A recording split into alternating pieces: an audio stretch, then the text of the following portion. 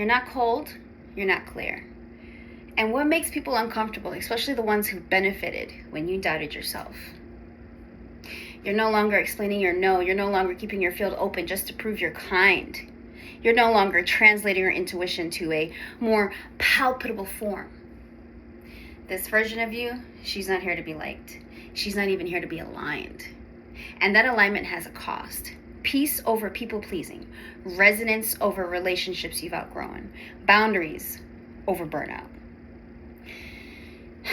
And maybe it's showing up in your body now, the tightness when someone asks far too much.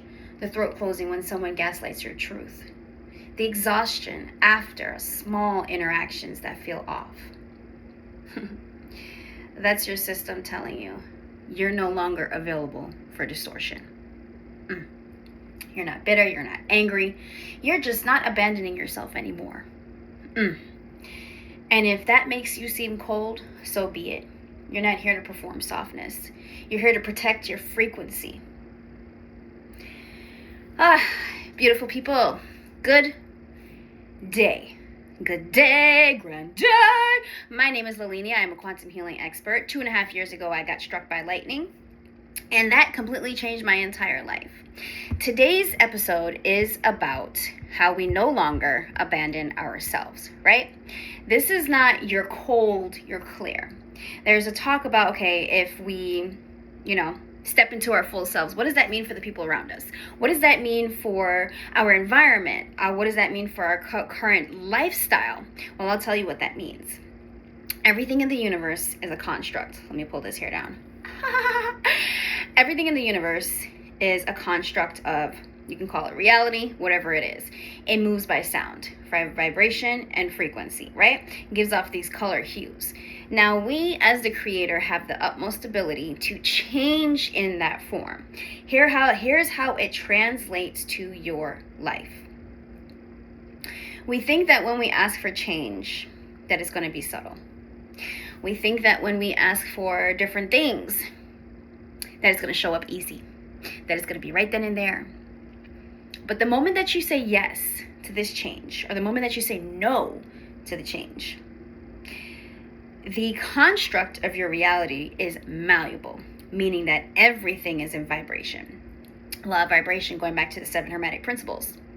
Everything is in constant motion with potentiality. You as the creator can shift and move and pull and push that frequency because of your all-knowing subconscious consciousness, God's spark that comes from our higher selves, right?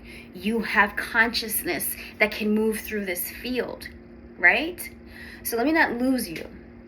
What does this mean for your boundaries? What does this mean for you fast tracking your life every single day?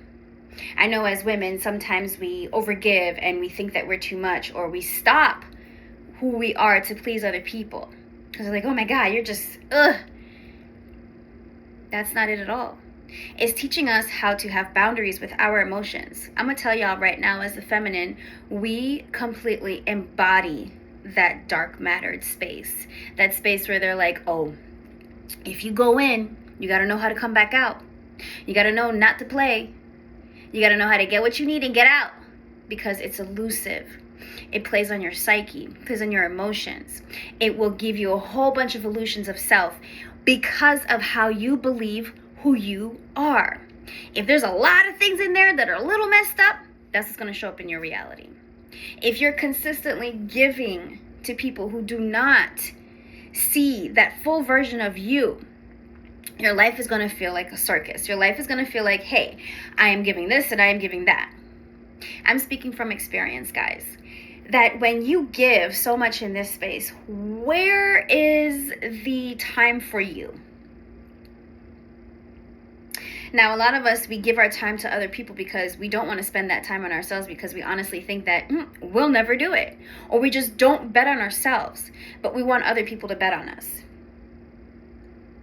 See, I had a beautiful wake-up experience this weekend that taught me boundaries are necessary.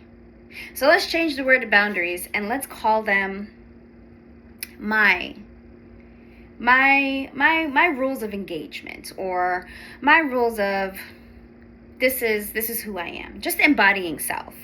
And it might feel like boundaries because we're saying no to this, no to that, yes to this, yes to that. Boundaries. We understand that it has to be a closed concept. When you close the space and say no. But what you're doing is you're no longer letting people access, or things or places access, that field, because you know that it's just draining you. You know that it's just pulling that out of you. You know that it is not to your best interest at heart. It is what you believe to be true. So when we talk about, people can benefit from you being uncomfortable, that's okay. As a catalyst for change, you might be the one that people come in and they go really fast. Or you might be the one where people get what they need and maybe they even linger on. Or you just have that relationship with everybody that you come in contact with. They're comfortable in their state. See, for me, that's not the case at all. I'm going to share a little bit about my experience. Ever since my incident, people come and they go. And they either wake up to themselves or they regress back into themselves. And what I'm finding is that the universe, this world, these energies, these primordial energies, are so much more than just chakras, meridians, nadis, all of these points. We're so much more than that. We can pinpoint where the energy centers are because we are a complete replica of the flower of life. And when you look at all those Vesica Pisces or those crossing points, that's where interstellar, I want to call it fluid, but interstellar, wow, that's what it's telling me. Interstellar fluid literally travels. So what makes you think that you're any different? We are a complete replica of what we see outside of us. And outside of us, the complete replica of what's going on inside. Projective spaces are who we are. You can seed the space with a thought, meaning that, let's say I'm going to make $1,000 today. Or I made $1,000 today. Do I want to know the how? I define the what. I am making, or I am made. I made $1,000 today. Do I know where it's going to come from? No, but I just know that I threw it out into the universe. And let's see what happens. The universe is you. Are you certain confident in that statement that it'll actually come true? Or are you just saying it just to say it? It's the belief behind it, right? Life is teaching us to play more. To play. And what that means is to learn how to play is to learn the rules of the game. So I was researching the 7 Hermetic principles. And as we understand them and what they tell us, it talks about how to really play this game, and to understand that by having these codes in front of you, or you can call them codes, these processes of laws that help you move through. I used to play Nancy Drew when I was younger. Nancy Drew, and there's another one, right? I like the mystery games. I like to play like that. Go with me here. And what I would do is always look for the cheat codes. I'm like, how do you get here to get there? Because I didn't have time for all that. You feel me? So when I did that, I knew that I had the access codes. I knew that I could move in a certain way. I knew that I could flow through the game any which way I wanted to, because there are different ways that you can play the game to get a different ending, right? So I would always play in different ways to see what will come through. It's the same concept with life.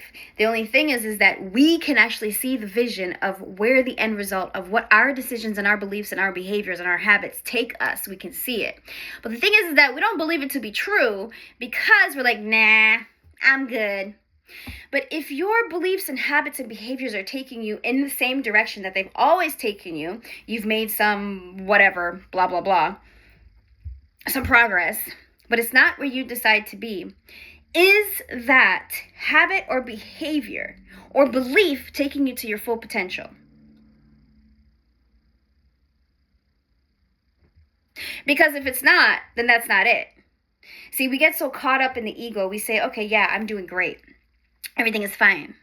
But it's not. I had a hard kick in the boo this weekend. Because if you want to play big, you have to get big. You have to think big, to get big, to act big. You really look at your circumstances. Get real honest with them. Know what your boundaries are. Say what you mean to say, and say it with grace. Because there's a lot of things that we do not know. The 4 agreements: be impeccable with your word. Watch what you say. Don't take things personally. It's never about you. And so on and so on and so on. Right? It is never about you. What we say to people and how we say it to people can be the most detrimental thing. I have 2 kids, a boy and a girl, and I know that they take things very differently, and I have to be careful as to how I communicate with them, because they will take things differently. No matter what they feel to be true or not, they're going to believe some type of construct. And that's something that, as parents, we have to understand that they didn't just get this from anywhere. They got it from us. Our children are showing us where these things are coming from. They're also crying. This generation is crying for our help. And we feel that we can't emotionally be there for our children or for the children's children. Our emotional boundaries right now is teaching us for the next generation to come, so they don't lose their psyche. Because it has nothing to do with the mental. It has everything to do with landing in the spaces of our emotions. Life is speeding up. Gaia is speeding up. She's not backing down. She's going to continue to elevate. And as she does so, it's moving the molecular structure of our body, all of our cells, right? They move like a zzz, zzz, zzz. That's the coding process, right? They're coding. And when they're coding like this, it sends it throughout the body like osmosis, but through an electrical pulse. And as long as there is a conductor, meaning some type of sugar film on the nucleus, it will conduct. It will send the charge. So what starts to happen is when the natural elements that exist within our body, nitrogen, hydrogen, oxygen, sulfur, phosphorus, all of these things, they have a chemical structure that is in alignment with our body, meaning that if you understand the chemical structure and you take out certain things, you're going to get a different result, a different equation. Everybody in chemistry knows this. So if we apply it to the same part of the human body, the proper conditions for homeostasis, it can change like that. You change the program. You change who you are. But it's the metamorphosis that gets people. It's the chain link process that we feel that we're like, oh, this is too painful. I feel like I'm going to die. Because you're processing true toxicity, true emotions that need to leave the body. Which is why the medical field is, they're booming right now. They want to give people medication. They want to give this. They want to give that. But what if the underlying root is you angry and you haven't dealt with it? So because of your anger, you turned it inward and started attacking your body instead of saying things, instead of speaking up, why are we scared to speak our truth? And this is me. I'm coming to you guys saying that I have experienced all of this. And now I'm realizing why.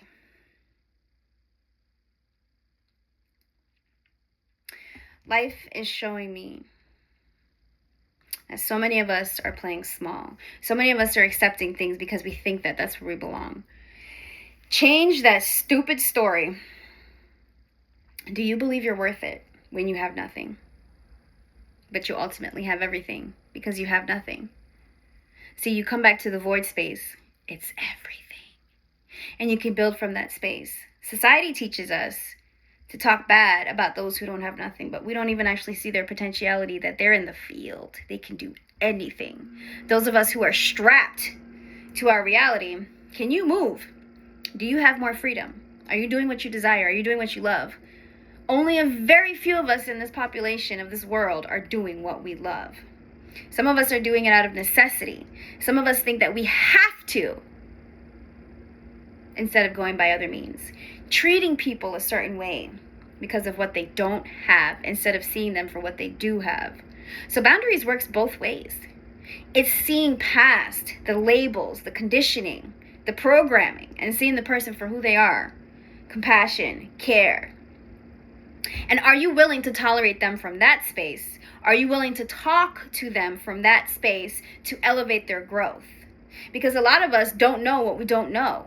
And we think that these things are true and we're going to defend it to the end. It's called cognitive dissonance. So we get upset when the programs start talking to us, but it's not the program you need to be upset about. You don't even need to be upset at all.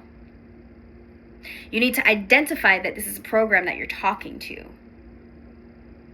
and let it rest.